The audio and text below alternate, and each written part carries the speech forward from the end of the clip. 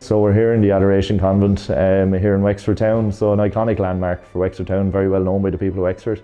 Construction started in 1876, an extremely old and historic building, and I suppose unique for its time, and perhaps even unique today. It was built by a female contractor, Mary O'Connor. So we hope to honour her legacy as part of this project. But the convent is being redeveloped in partnership with Georgia Southern University, and the proposal is to turn it into student accommodation. So on completion of the project, there will be capacity for about 55 students who'll stay here intervals of a number of weeks. They'll be travelling over from just outside Savannah in Georgia in the States. So the works at the project are planned to last about 14 months. We're about halfway through the project at the moment.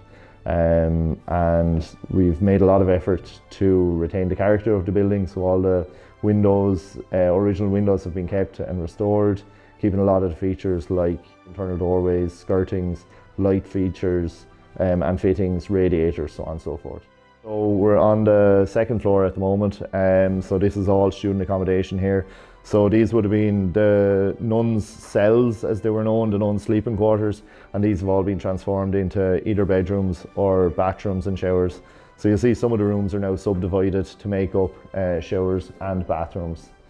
So we're here on the ground floor of the convent building, and this is going to be used as a communal and dining area. So the convent was set out on a cruciform shape here, which you can see, and we've some lovely features like timber panelling. And there's a lovely parquet floor in this area as well, which is proposed to be restored.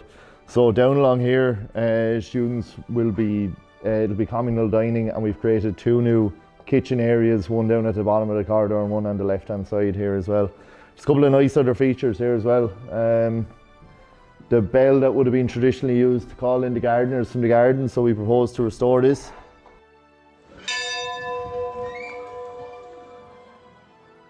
Where we are at the moment is the new accommodation for lecturers or a caretaker that'll be looking after the building. So it's a 3-bed kind of, I suppose, apartment overlooking the gardens. So very fortunate here in the convent that there's about an acre of gardens accompanying the convent that the nuns would have looked after, and they would have grown their vegetables, so on and so forth. They also have their own nuns' graveyard down there. So we're in the kitchen living room area of the apartment here now, and you can see some lovely views out over Wexford Harbour, the bridge, all the way over towards Kirklope Beach, and even the sky in the ground is in shot there too.